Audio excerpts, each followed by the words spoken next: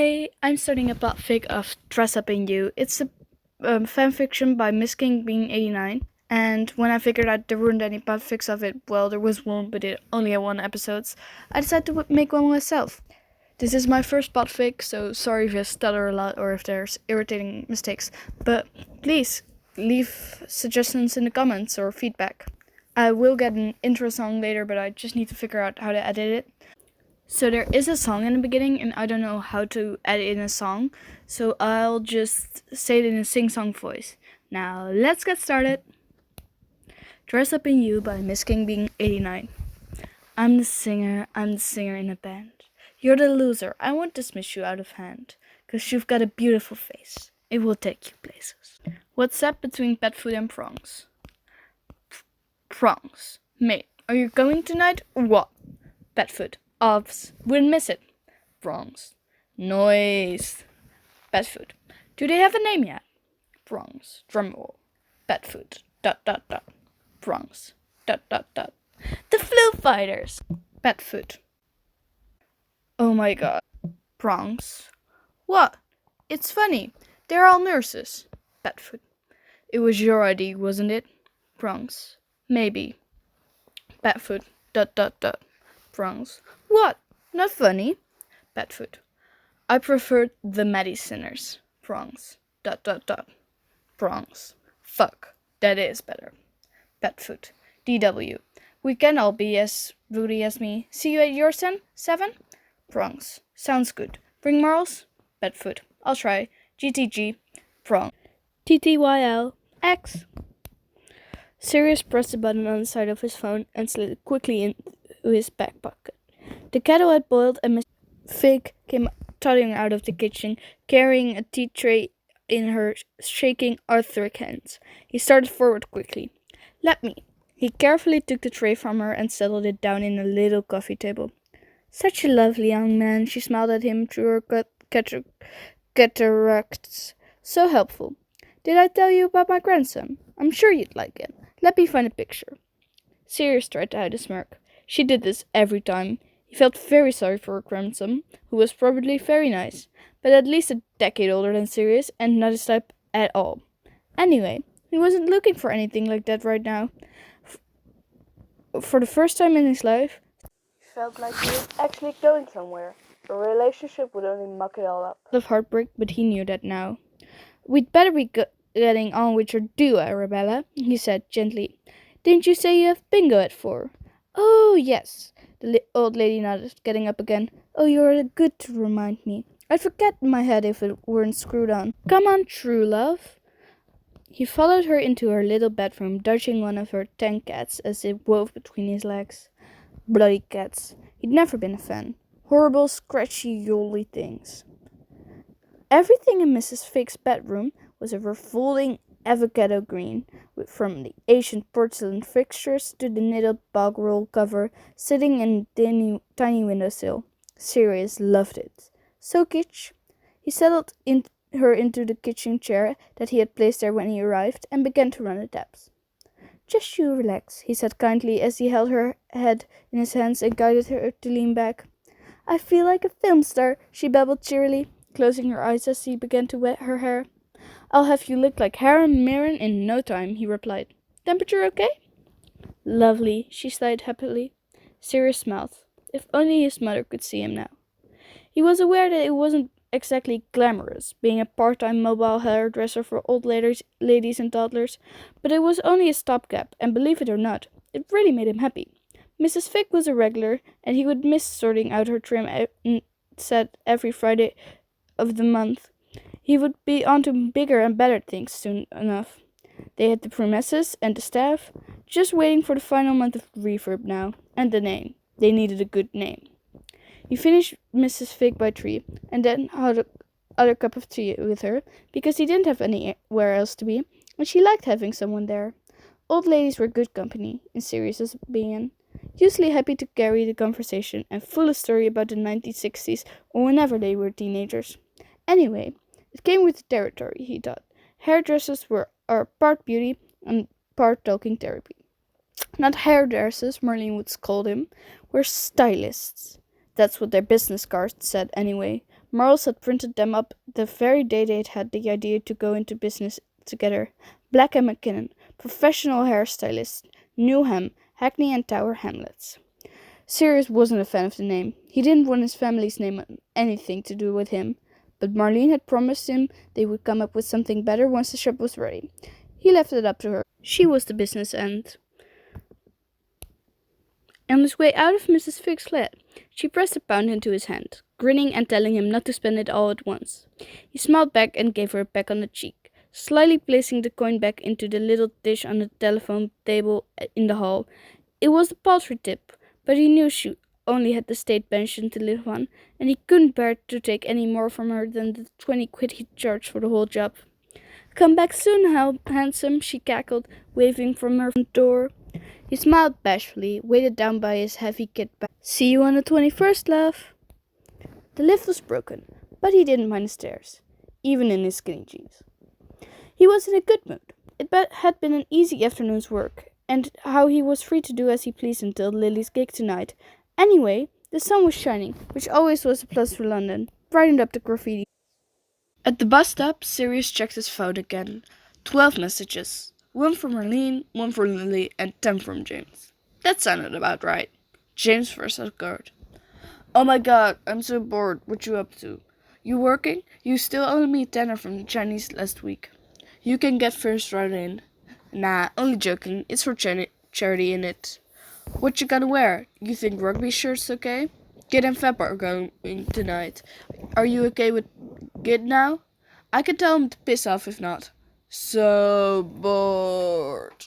When are you home? Call me, please." Sirius tutted indulgently at his friend's atrocious grammar before replying, "Oh my god, you are so clingy. Yes, I was working on my way back home now, to my home. Have you forgotten we don't live together anymore?" He sighed a bit as he pressed send. He still forgot they didn't live together anymore. It would be at least 6 months now. Maybe it was because he still spent most of his time at Lily and James's. He started typing again. "Can I come over to yours though? Probably gonna just wear what I'm wearing. Rugby shirt is a terrible idea. I'll help you pick something less overly heterosexual. Fine with Kid, don't worry about it." The bus pulled up and Sirius hopped on, tapping his oyster and shuffling into the back seat. It was the middle of the day on a Thursday, so pretty much empty, and he didn't think about putting his huge hairdresser case in the seat next to him.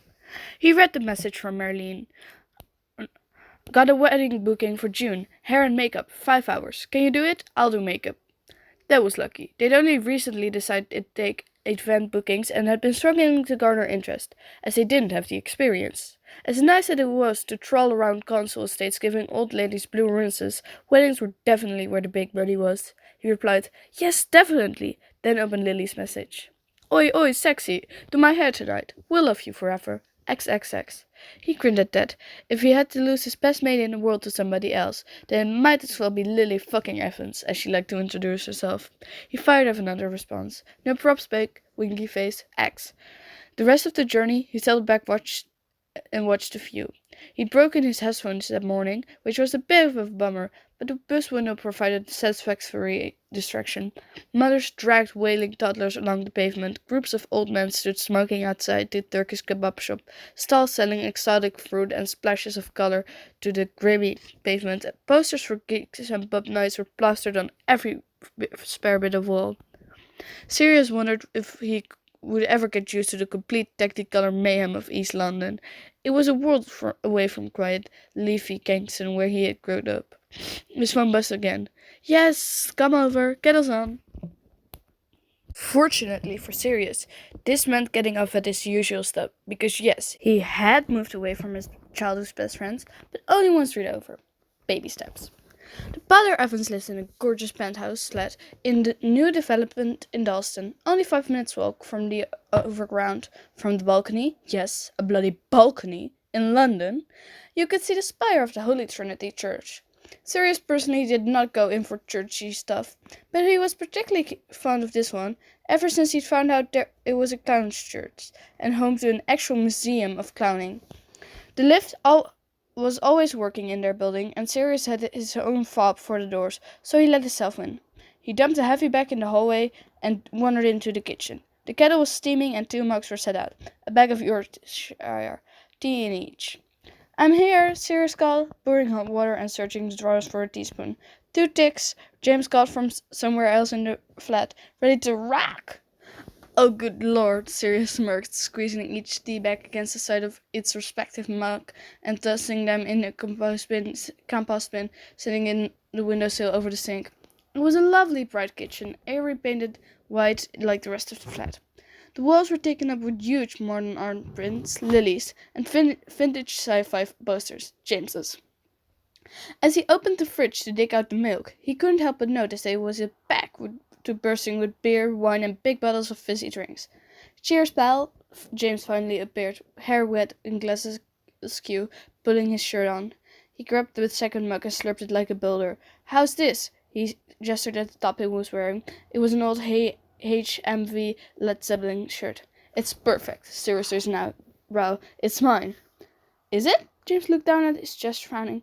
I've had it ages. Keep it, Sirius shrugged. Don't think I've worn it since school. How's our rockstar doing? Nervous? Have you ever seen her nervous? Fair point, Sirius nodded. Excited then? Who else is in the band? Are they all nurses? Think so. All the ones who can play instruments. Wait, does Evans play? No. Nothing. She's front woman. Ah, of course. So, has my absence turned you both to drink? You what, mate? James frowned. All the booze. Sirius gestured at the fridge. Stocking up for a long winter? Oh, didn't I say? Ladies invited everyone back here for an after party. Assumed you'd be coming. When you say everyone, does that include the Pruitts? Probably. Oh, right, so you're not okay with the whole get thing then? James raised a dark eyebrow. It skewed his glasses and made him look comically judgmental, but Sirius wasn't in a comical mood. I didn't say that, he snapped. All right, James held up both hands, as he often did when he thought Sirius was being too touchy. Sirius sipped his tea to stop himself from saying something he'd regret. James changed the tact. Call of Duty?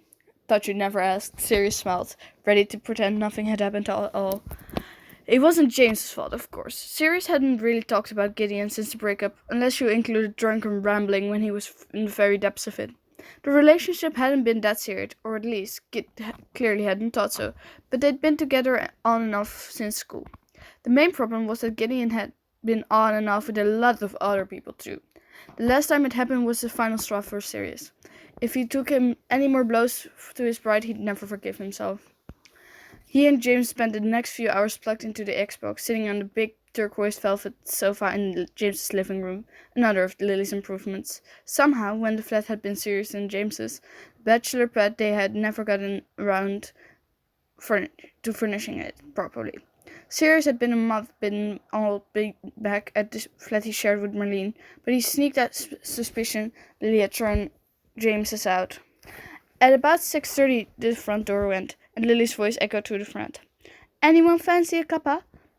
James hit pause, and they both jumped to see her. She was already in the kitchen, setting down some very heavy-looping shopping bag.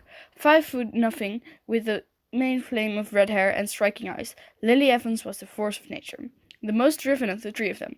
Lily had earned a first-class degree in psychology 2 years ago, then dived straight into an NIHS nursing course before James the Series had even recovered from the graduation party. She kissed her boyfriend, hugged Sirius, then stood back to appraise them both. What are you wearing? She laughed at James's t-shirt. Black. I'm gonna wash my hair, then I'm all yours, okay?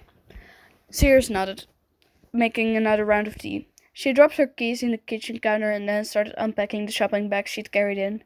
James quickly took his task over, pulling out stacks of hummus, breadsticks, bags of crisps, and frozen pizzas. Party food. Staying over, love? Lily asked Sirius, accepting her tea, leaning against the kitchen counter. Lily rarely sat down. Yeah, probably, Sirius shrugged. He slept over every other week still, but to be honest, that was their own fault. Lily and James had a reputation for throwing a party at the drop of a hat. I'll make the spare bed then, Lily nodded, draining her tea and rinsing the mug in the sink. Already done, James said, wrestling to fit the pizzas in the overpacked freezer. You just go and get ready for your big debut. Legend. Cheers, butter. She grinned breezily, kissing him one more time before disappearing off to the bedroom.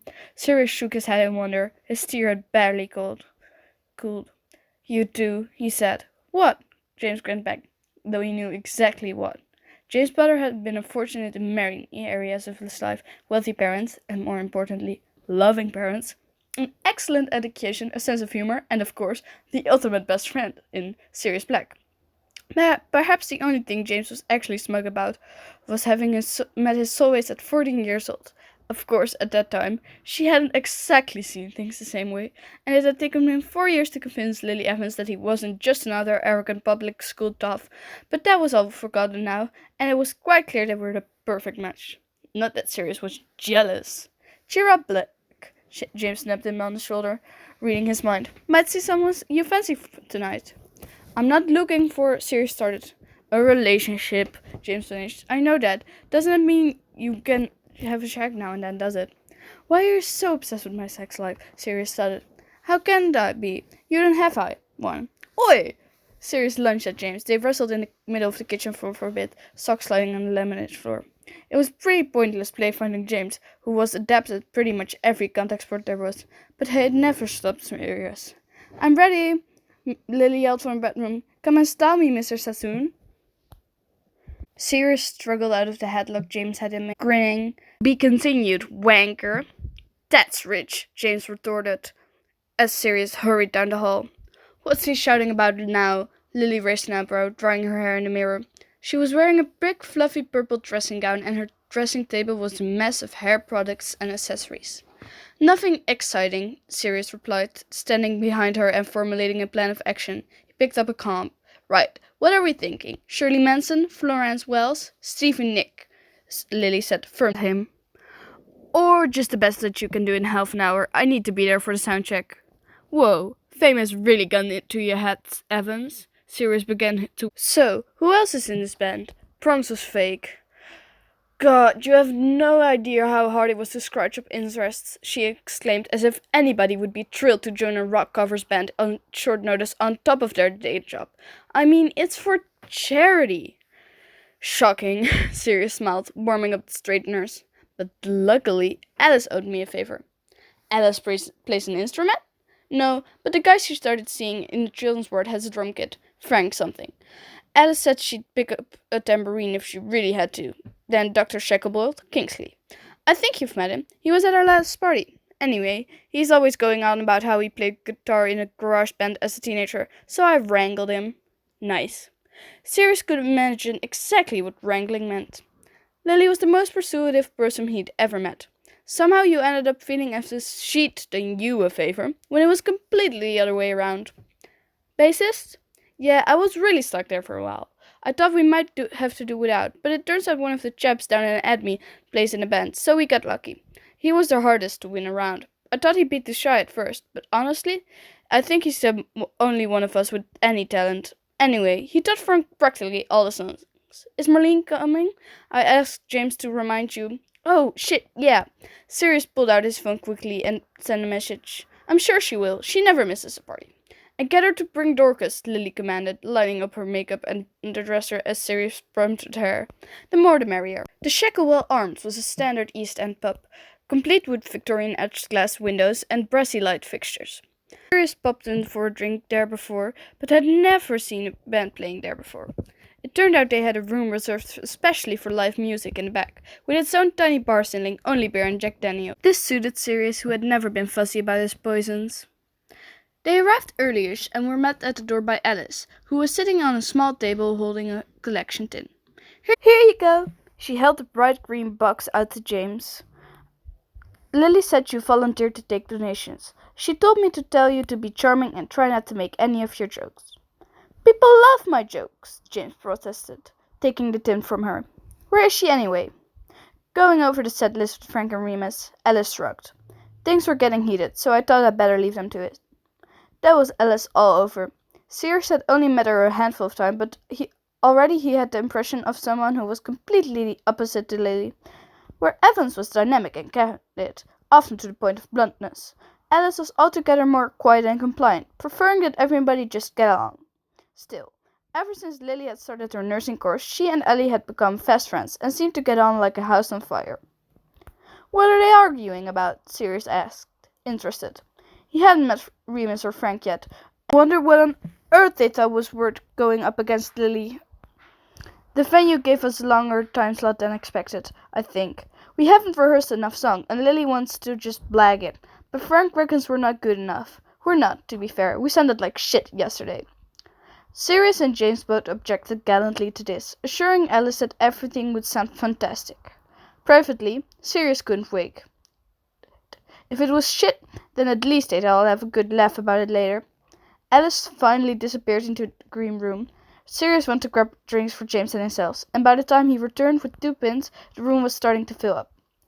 Marlene arrived shortly before the band would go on, with her girlfriend Dorcas in tow. This week her hair was turquoise, but that was one to change. She'd woken Sirius at 2 a.m. the previous Friday, saying she had mermaid vibes and needed his help at once. 2 weeks before, she'd wanted it silver. Dorcas had very short hair, undercut on the back, and the most glorious natural golden blonde Sirius had ever seen. "Thanks for coming." He got up and hugged them both. "Anything for a good cause," Marlene grinned. "Anything for Lily Evans." Dorcas stuck out her silver-studded tongue. Marlene elbowed her. "Oi! What can I say?" Dorcas laughed. "I love bossy women." "Donations in a tin, please." James tapped his green box. "Show starts in 10. "Serious? Have you got some business cards with you?" Marlene said, shrewd as ever. "This is exactly the sort of crowd we need to be courting." "Yeah, I think so." He rooted through his pocket, but turned up with nothing. She totted and pulled out a neat little box from her bag. "Don't lose them," she said sternly, before leaving to get a drink and find a good place to watch the gig from. Sirius was 3 beers in by the time Lily appeared on stage, gorgeous in her fantastic emerald green dress and lots of eyeliner. He could hear Dorcas Wolf whistling from a dark corner in the room. "Hello," Lily spoke into the microphone coyly as the rest of the band took up their instruments behind her. "Thank you for coming. We are the Flu Fighters." Cheers erupted from the crowd, and Sirius strained up on his tiptoes to get a better look. There was Kingsley. Sirius vaguely remembered having met him at a party. He was tall, broadly built, black man with striking features and a gold earring. Alice looked green with nerves and was clutching a tambourine. The drummer, who must have been her boyfriend Frank, was smiling and saying something reassuring to her. Finally, a third young man loped onto the stage, eyes down but hands up in an apologetic gesture. He was very tall and very slim, and sort of looked as though he had wandered on stage by accident. He nimbly navigated the mess of wires and picked up a large bass guitar, slipping the strap over one shoulder. "Ah, the chap from the admin office at the hospital." Sirius remembered. Lily had said he was good, but the name had already left Sirius's mind. He had a mess of shaggy, dirty blonde curls, mousy in the shadows, but startlingly chestnut when the spotlight hit him. He was wearing drainpipe corduroy trousers in a deeply unpleasant shade of green, and a plain grey t-shirt. Not very rock and roll, in Sirius's opinion, but he had big hands and long bony fingers, which seemed to have a life of their own as he fiddled with the frets on his bass. Sirius had a thing for hands. They could be very telling. Gideon's head had been smooth and freckled, with perfect winged nails like the inside of a seashell. Sirius drained his drink and decided to get another. The Flu Fighters weren't terrible. They weren't earth-shattering, but even Sirius had to admit they knew their stuff. Lily had a surprisingly husky voice, capable of belting out every one of the rock classic they'd chosen. A healthy dose of Britpop, Oasis, Blur, Travis, some old school Clash tones, and a startlingly heavy versing of Survivor by Destiny's Child. Lily's choice, no doubt. There wasn't a lot of room on stage, but Lily had made the most of it, bobbing out their delivery songs. Kingsley was just as showy, playing to the crowd and flirting with the gang of swooning girls in the front row. Shame, Sirius thought. Kingsley was quite fit. As Survivor came to a slightly awkward close, the drumming went on a bit longer than everything else, and Lily had to glance back at Frank before he even realized. The audience cheered politely, but then felt quiet. Sirius and James glanced at each other, both wondering whether or not the earlier dispute of the length of the set list had been resolved. There was some conferring among the band, and after a minute or so, Alice handed her tambourine to the bassist, who still had his guitar strapped on. Frank, Alice, and Kingsley then left the stage, and the tall, lanky kid took a seat in the front drum stool, dropping the tambourine at his feet. "What are they doing?" James whispered loudly. Sirius shrugged at him, as they watched Lily pulling the microphone over to the drum kit and lowering it to Remus's level. Now he was sitting down. Sirius could only make out the top of his curly head over the crowd. "I'm going to get a better look," he said to James, before heading off, pushing to get to the front. "Ladies and gentlemen, that's it from the Flu Fighters," Lily was saying, bent over the mic. "But our multi-talent bassist has offered to do one more song." There was a spatter of applause and a bit of a confused murmuring as Lily exited the stage quickly, leaving Remus alone. The young man looked down at his guitar for a moment, then up the audience, squinting a bit against the bright light. He wasn't conventionally attractive exactly, but he had a square jaw and a long, narrow nose, which Sirius liked a lot. Then he smiled, and Sirius felt a flush of heat rising up his neck. It was a really great smile. "Hi," Remus said into the mic, his voice soft but clear. "I'm Remus, and this is a Belle and Sebastian song." He began to strum the bass slowly and tap both his feet, one on the bass drum pedal, the other on the tambourine, alternating rhythmically, creating a warm, steady sound. Then he looked up again, craning his neck a bit to reach the mic. Sirius saw his Adam's apple bob as he took a breath, and his stomach flipped again. Maybe he was drunk, or maybe it had been too long since his last check, but Remus and his long fingers and his quiet voice were getting more appealing by the minute. Then Remus closed his eyes and began to sing a gentle, softly accented lilt, and Sirius felt his heart begin to beat faster. I'm the singer in the band. You're a loser, but I won't dismiss you out of hand." At this point, Remus opened his eyes and happened to catch Sirius's stare. His mouth formed a coy smile as he continued singing. "You've got a beautiful face, it will take you places." Fucking hell, Sirius thought, his mouth suddenly very dry. So that was the end of the chapter. I probably started a lot and I know it's annoying and I have a bit of a cold, so that's probably also annoying. It's my first fanfic, please don't be too harsh. I don't have a good mic set, so I'm just recording this on my phone. I don't know how to upload it yet, but I will start on the next episode tomorrow. Oh, by the way, I forgot to mention this is a Muggle alternative universe, so they're Muggles. This isn't this is still Remus Lupin Sirius Black, but they're not like from wizarding families. There ain't no Hogwarts or something. They don't know each other yet when this fanfic starts. But I'll see you soon. Bye!